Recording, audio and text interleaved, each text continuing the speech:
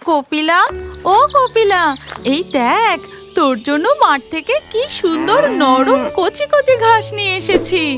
মাধবীর গলার আওয়াজ পেতেই কপিলা মনের আনন্দে তার কাছে চলে আসে।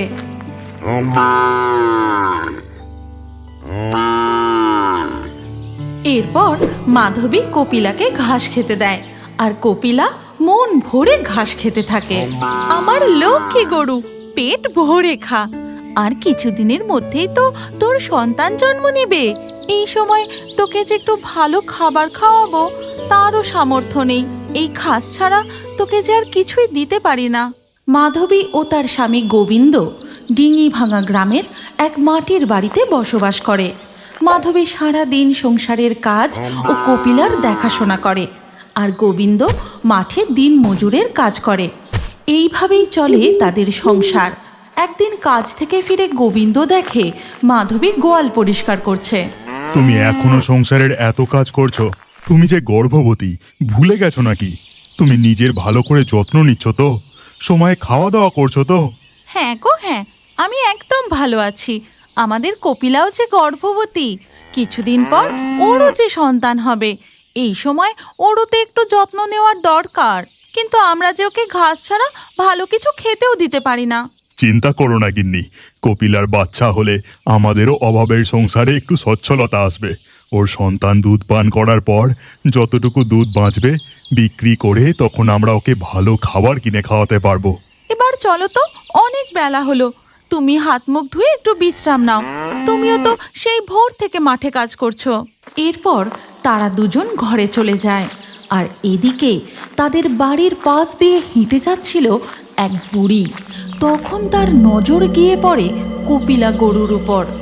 বাহ, গরুটা তো বেশ হৃষ্টপুষ্ট, না দোষ না দোষ। এ দুধও দেবে অনেক বেশি। এখন আশেপাশে কেউ নেই, একে চুরি করলে মন্দ হয় না। এই কথা বলে সেই বুড়ি গোয়াল থেকে কপিলার দড়ি খুলে নিয়ে চলে যেতে যাবে, সেই সময় কপিলা জোরে জোরে ডাক দেয়।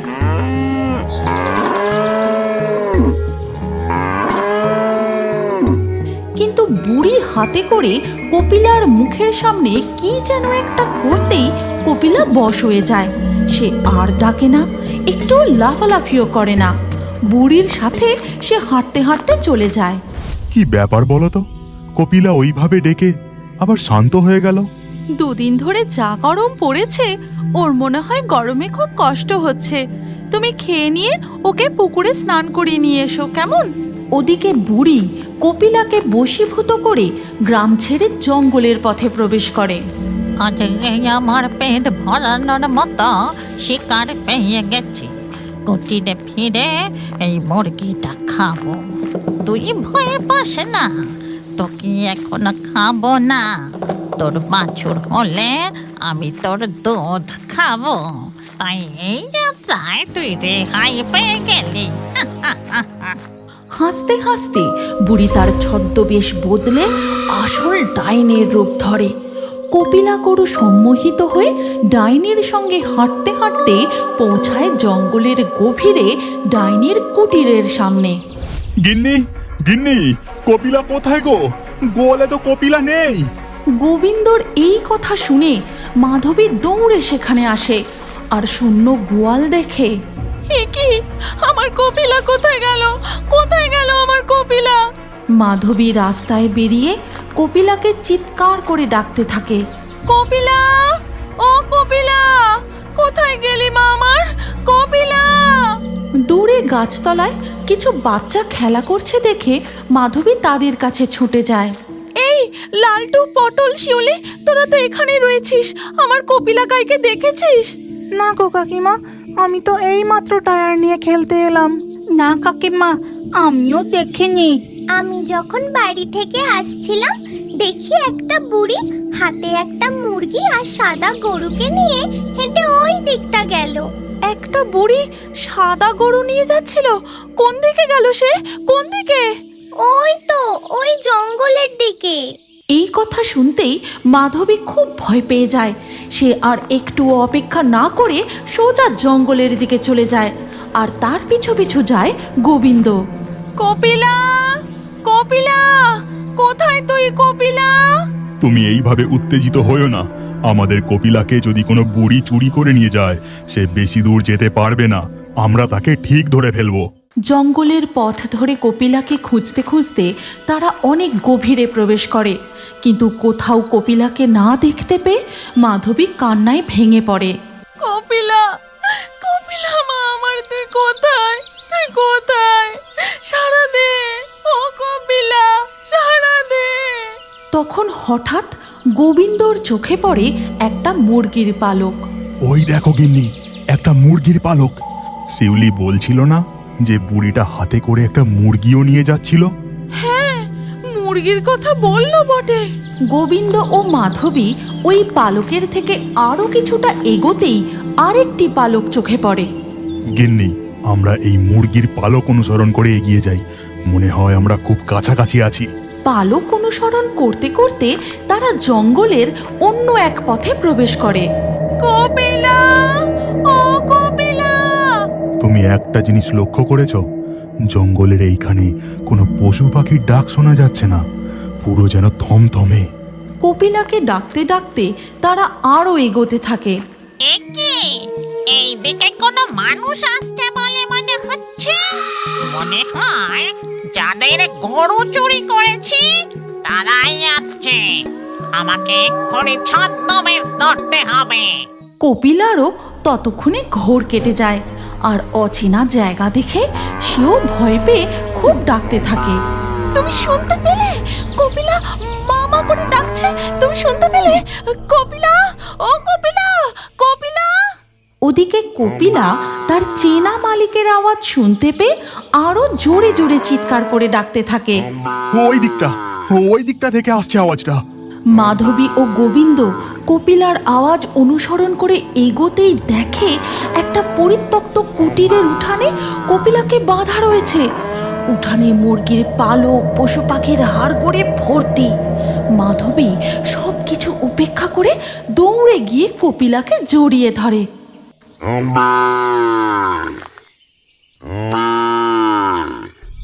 ঠিক তখন ডাইনি বুড়ির ছদ্মবেশ ধরে কুটির থেকে বেরিয়ে আসে। ওটাই আমার গরু, তুই ওকে ছেড়ে দে। চোরের মায়ের বড় গলা! আমাদের গরু চুরি করে নিয়ে এসেছো, আবার বলছো ওটা তোমার গরু?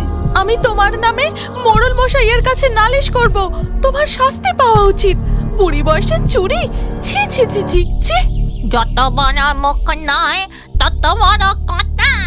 তুই আমাকে শাস্তি দেবি, আমি তোকে খেয়ে নেব। ডাইনি বুড়ি লক্ষ্য করে মাধবী সন্তান সম্ভবা।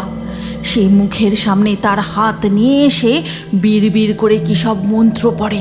তারপর মাধবীর দিকে ধুলোর মতো কি যেন একটা ছুঁড়ে দেয়। তুমি আমাদের দিকে ধুলো ছুঁড়ে ভাবছো আমাদের চোখকে ফাঁকি দিয়ে এখান থেকে পালাবে? পালানোর কোনো দরকার নেই। তুমি বুড়ি মানুষ, একবার ভুল করে ফেলেছো, তাই এবারের মতো ছেড়ে দিচ্ছি। গোবিন্দর কথা শুনে বুড়ি খিলখিল করে হেসে ওঠে। এরপর দুপুর গড়িয়ে বিকেল হয়ে আসে। গোবিন্দ ও মাধবী তাদের কপিলা গরুকে নিয়ে বাড়ির দিকে রওনা দেয়। তারপর তারা বাড়ি পৌঁছে কপিলাকে গোয়ালে বেঁধে দেয়। মা আমার, তোর কোনো কষ্ট হয়নি তো? দাঁড়া, আমি তোকে এক্ষুনি খেতে দিচ্ছি। মাধবী কপিলাকে খেতে দেয়। কপিলাও ঘাড় নেড়ে মনের আনন্দে খেতে থাকে। গিন্নি, আকাশটা ঘোর করে আসছে, মনে হয় এক্ষুনি ঝড় বৃষ্টি উঠবে। চলো আমরা ঘরে যাই। এরপর সন্ধে থেকেই শুরু হয় প্রবল ঝড় বৃষ্টি।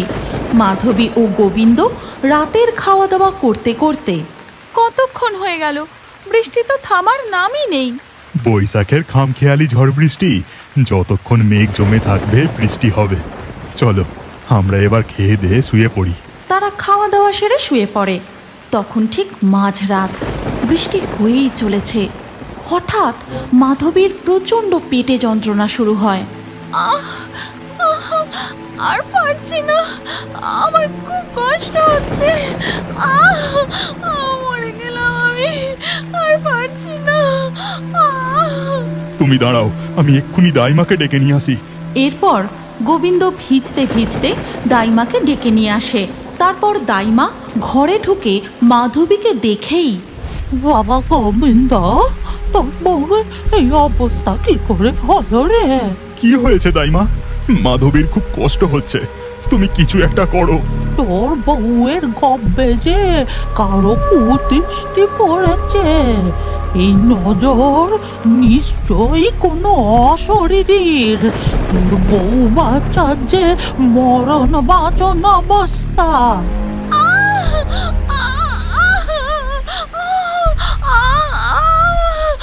মাধবীর ব্যথায় কষ্টে কান্নার শব্দ গোয়ালে কপিলাও শুনতে পায়। সে পশু হলেও সবটা বুঝতে পারে।